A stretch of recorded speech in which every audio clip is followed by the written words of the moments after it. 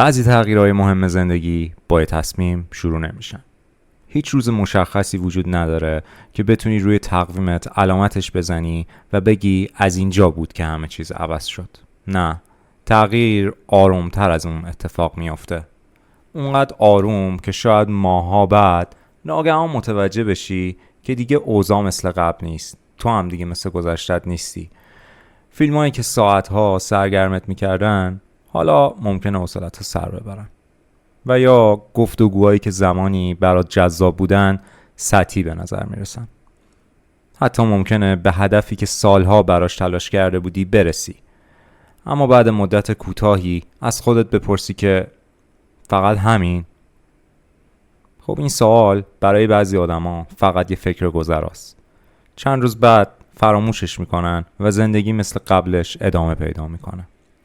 ولی خب برای بعضی دیگه این سوال تبدیل به نقطه‌ای میشه که دیگه نمیتونن از کنارش عبور کنن.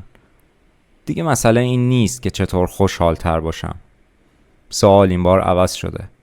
اصلاً چرا چیزایی که همیشه فکر میکردم منو خوشحال میکنن دیگه اون اثر گذشته‌شون رو ندارن؟ شاید این تجربه رو هر کسی با اسم متفاوتی بشناسه. بعضیا اون رو بحران هویت میگن و بعضی دیگه هم اصطلاح بیداری معنوی رو استفاده میکنن. شاید مهم اسمش نباشه. مهم اینه که آدم احساس میکنه نگاهش نسبت به زندگی آروم آروم در حال تغییره. اگه کتابای مختلف این حوزه رو بذاریم بغل هم، میبینیم نویسنده ها در مورد جزئیاتش با هم اختلاف نظر دارن، اما توی یه چیزی شباهت عجیبی دیده میشه. بسیاری از اونا از مراحل مشابهی صحبت میکنن، نه به این معنی که همه دقیقاً قراره این مسیر رو طی کنن و نه اینکه اگه یکی از این مرحله ها رو تجربه کردیم حتما وارد یک بیداری معنوی شدیم. اما اونقدر این الگوها تکرار شده که ارزش داره در موردش صحبتی بشه. مرحله اول، زندگی روی حالت خودکار.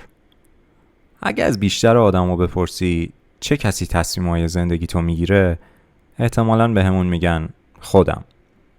اما خب اگه دقیق‌تر نگاه کنیم میبینیم که یه سوال سخت‌تر وجود داره. این خودم دقیقاً کیه؟ فرض کن کسی توی محل کار فقط یک جمله بهت بگه. اگه تمام روز ذهنت درگیر همون یک جمله باشه، دقیقاً کی تصمیم گرفته که ساعتها به این موضوع فکر کنه؟ اگه یه تعریف ساده بتونه حالمون رو کامل عوض کنه و شاید هم یه انتقاد خیلی کوچیک اعتماد به نفسمون رو زیر سوال ببره، آیا این ماییم که داریم همه چیز رو کنترل میکنیم؟ بیشتر ما بدون که متوجه بشیم بخش زیادی از زندگیمون رو روی عادت زندگی کردیم.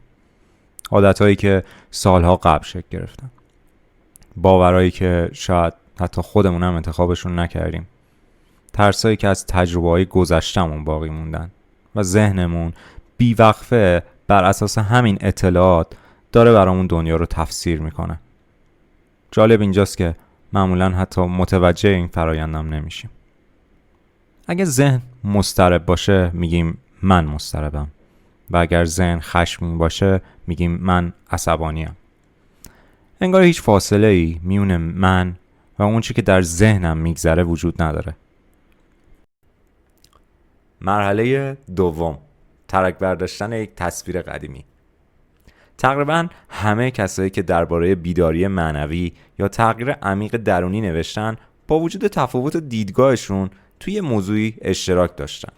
این مسیر معمولاً با آرامش آغاز نمیشه.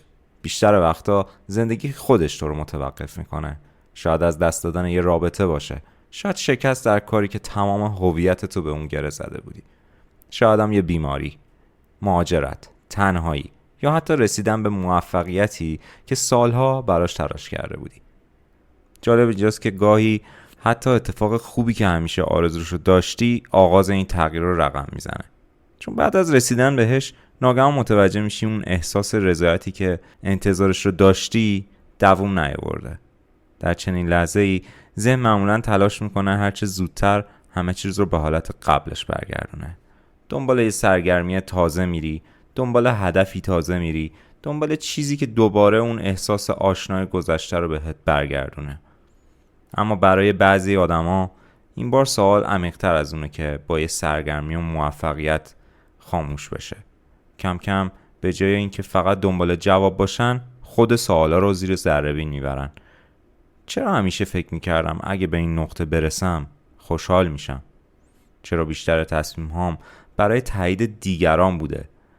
اگه تمام این سالها خودم رو با شغلم، رابطم یا موفقیت هام تعریف کرده باشم، بدون اونها چه چیزی از من باقی میمونه؟ شاید از همینجا جستجو آغاز بشه، نه جستجوی جواب، بلکه جستجوی خودمون.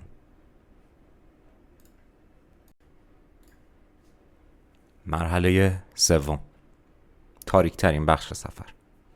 اگه تا اینجا احساس کردی این مسیر قرار هر روز آرومتر و زیباتر بشه، شاید بهتر باشه تصویر واقع بینانه تری داشته باشیم. بسیاری از کسایی که این مسیر رو توصیف کردن سخت‌ترین بخشش رو این مرحله میدونن. دوره‌ای که دیگه نمیتونی مثل گذشته زندگی کنی، اما هنوز نمیدونی قراره به چه کسی هم تبدیل بشی. انگار تمام لباسای قدیمیت دیگه اندازت نیستن، اما لباس تازه‌ای هم پیدا نکردی. تو این دوره ممکنه احساس کنی دیگه از چیزایی که همیشه دوست داشتی لذت نمیبری. بعضی دوستیات کم رنگ میشن، بعضی گفتگوها دیگه برات معنی ندارن. حتی ممکنه احساس کنی خانواده یا نزدیکترین آدمای زندگیت هم دیگه تو رو نمیفهمن. و شاید سخت‌ترین بخش ماجرا هم همین باشه، احساس تنهایی. نه چون کسی کنارت نیست، چون احساس میکنی تجربه‌ای رو از سر میگذرونی که توضیح دادنش تقریبا غیر ممکنه. کارل یونگ جمله‌ای داره که میگه هیچ درختی نمیتواند تا بهشت رشد کند مگر آنکه ریشه هایش تا جهنم پایین رفته باشند. شاید منظورش دقیقاً همین باشه. رشد همیشه شبیه نور نیست، گاهی شبیه فرو ریختنه، شبیه از دست دادن تصویر قدیمی خودمون. اگه کسی تو این مرحله باشه، شاید بزرگترین اشتباهش این باشه که فکر میکنه مشکلی توی اون به وجود اومده، در حالی که شاید فقط ساختاری در حال فرو ریختن باشه که دیگه قرار نیست آینده‌ای برای اون بسازه.